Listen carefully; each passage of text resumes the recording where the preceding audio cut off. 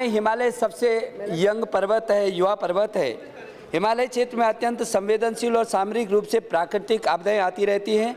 हिमालय की परिस्थिति की जहां एक और प्राकृतिक आपदाओं से प्रभावित होती है, वहीं मौसम परिवर्तन और अंधाधुंध अनियोजित विकास की गंभीर चुनौतियां वहां उत्पन्न हो गई हैं। चाहे वो 2013 का केदारनाथ की त्रासदी हो और चाहे पिछले वर्ष जम्मू कश्मीर में आई भीषण त्रासदी हो और माननीय अध्यक्ष जी चाहे नेपाल का भूकंप हो, उससे पहले भी हिमालय के क्षेत्र में तमाम भूकंप आए हैं जिसने हजारों लोगों की मौत के मुंह में धकेला है। और इतना ही नहीं, सामाजिक आर्थिक जीवन का कमर तोड़ दी है।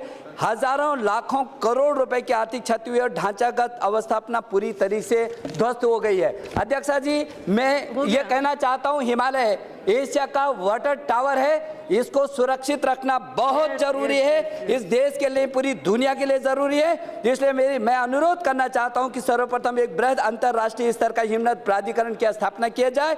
यह प्रस्तावित हिमालय मिशन का हिस्सा हो सकता है। क्षेत्र में पर्यटन उद्योग, जल विद्युत, ढांचागत विकास की परिस्थितियों को, जटिलताओं को देखकर ही होना चाहिए।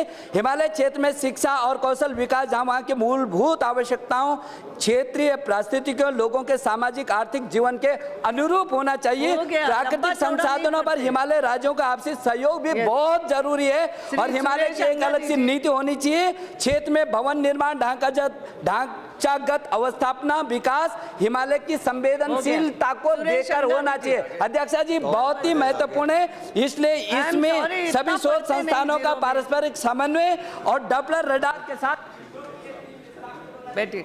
सुरेश अंगाती जी।